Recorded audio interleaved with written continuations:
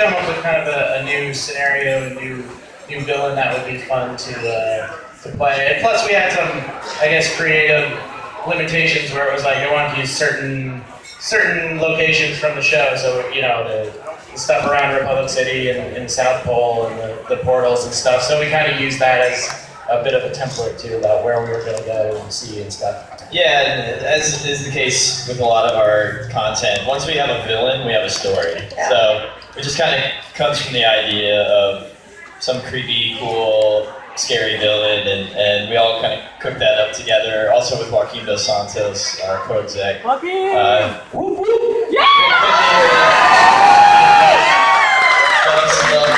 I think this is the first Comic-Con since 1978 that Joaquin didn't come to. So we'll tell him that you guys send your love. Yeah, so Tim was going to be writing it, so we just got together and he did the lion's share of the work, but we just kind of helped cook up one of the coolest villains I think we've ever come up with. So. Are there some Easter eggs in there that fans can look for in the game that may tie in a little bit to the show? Ask these guys. All right, I'm asking these guys. Are there any Easter eggs in the game that are kind of little nuggets from the show?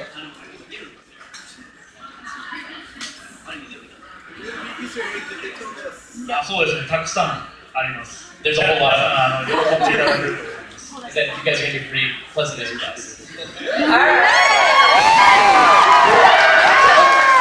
Honestly, not to overstate it, you guys, it is incredible. The game is so awesome. Like, it was distracting trying to record stuff because I would just like fall into the trance of being like, this looks so amazing. Well, that's why I haven't even seen it yet. Yeah. Okay, Yeah, I mean, I've seen it from doing, because I did a bunch of ADR of fight sounds and stuff. It looks phenomenal. That's cool, I can't wait. How did you balance out sort of the fighting elements and the story elements? I mean, how do you think, is it a level game, or how does the particular skills of the avatar bring fun, interesting new combat?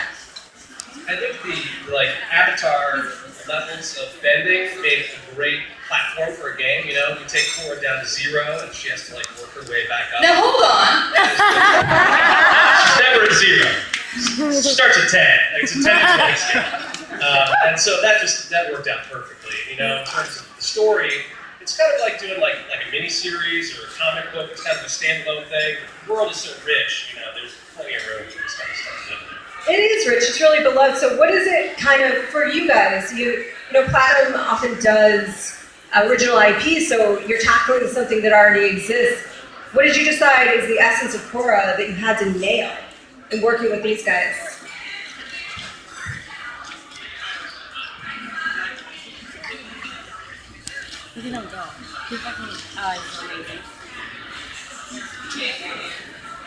He's translating. But Translating. the mic. He's translating. It's beautiful and amazing to speak Japanese. It is. もちろん超えなきゃいけないハードルはたくさんありました。でもいろいろライターさんとか皆さんがいろいろプラチナのワガママを聞いてくださって皆さんがきっと納得していただける作品ができたと思います。So there were actually tons of girls standing over. They told me all about it. They did tons of research and they do a lot of things to make sure that this was right on. But thanks to everybody's support from the team, from all you guys, they were able to create a final product that they think they've really nailed in the field. They're really proud of it. These guys are actually fans of the show. Like, they really watch it wasn't just a job for them. I mean, he's asking me what story points and that was so sad and stuff. They really care about it, and you can really tell in the game. And that's the same kind of thing we try to do on the show. People ask, how do you make it resonate with so many people? It's like, well, we really care about it. It's not just a job for us. So I think it's the same for these. They take their games very seriously. There's a reason people like Joaquin are huge fans of Platinum and Activision. So we got really lucky. You obviously have a huge fan base. The fan base loves this show, as you said. It's hard. It's interesting to think about capturing the essence of Korra in a game. Do you feel that it's done that? How do you feel it's done that? Is any of the work here sort of fed into what you were designing for book 3? Well, it didn't really relate to what we did in book 3, just because this kind of came after all the stuff we did for book 3. But no, we watched a kind of a playthrough of most of the game, and it totally feels like the show, which is great. And plus, there's some extra cool stuff, like Korra fighting the mecha tank is one of my favorite little levels there. It looks really cool, and like the mecha tank really feels dangerous and scary and stuff.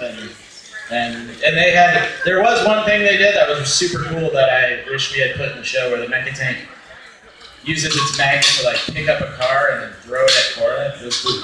Yeah. Cool idea. And also, just not to like, with some of the lines, even when we were doing the recording, they were like, well, would Korra say that? Or like, just they wanted to really make sure, well, how would she react? What are some of the sounds she makes? There's like a, because you just see the lines on a computer when you're standing in front of the mic, and one of them was like, Yahoo or something. And they were like, would she say that? And I was like, well, she would go, woo! And they were like, okay, well, we want that. We want it to sound, we want it to be the Korra from the show. Did you have any experiences like that, David, where you sort of chimed in and said, no, this is how Mako would do it, I know my man? No. I just One did it word exactly as written. They were like, say it like this, and I was like, yeah, however you want. However you want. Do what you want. I think one of the ways they really captured the spirit of the show and of Korra is that they have Janet Varney, Yeah, well, the soul of Korra, and so when I'm watching it, even I'm like, whoa, this feels real. And then, Korra has nice big broad shoulders and strong arms. She's doing all her moves, like it really looks like the way Korra is supposed to look.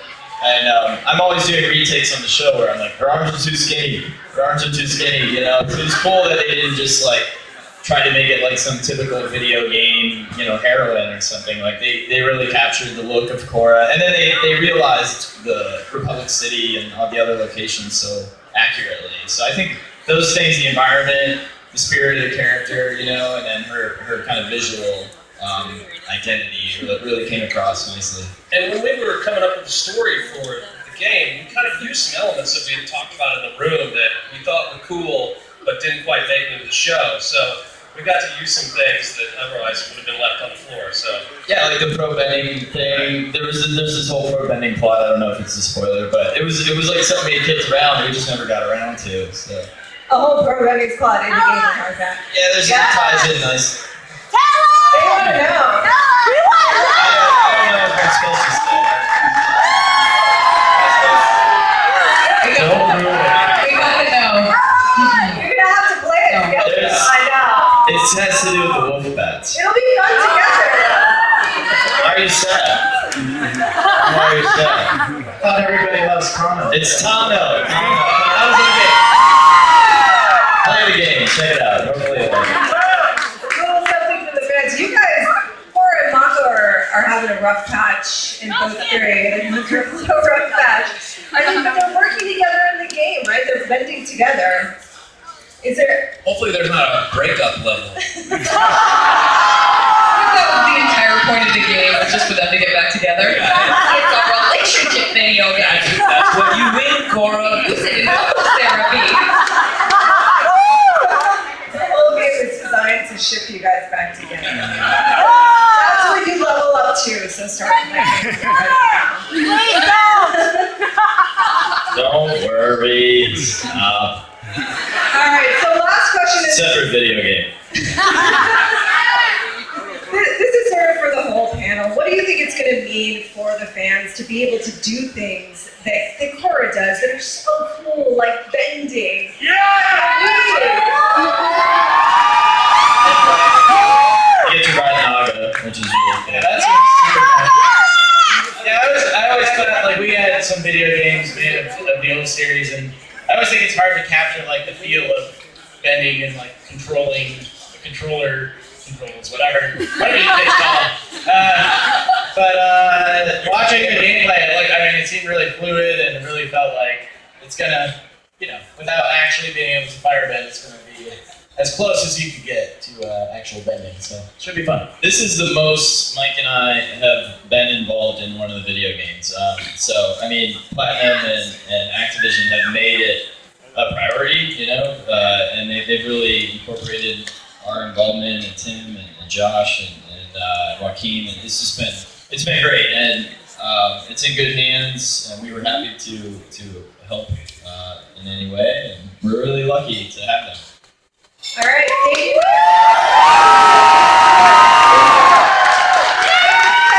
There's going to be a special signing upstairs, so if you have a ticket for that, you should head up there. You're going to be able to do a signing with Janet and David and Naomi Kyle of IGN. So head on up if you have a ticket. If not, play the game, hang out, have fun, enjoy it. Thank you so much. Thanks, everybody. We'll see you later. Thanks, guys.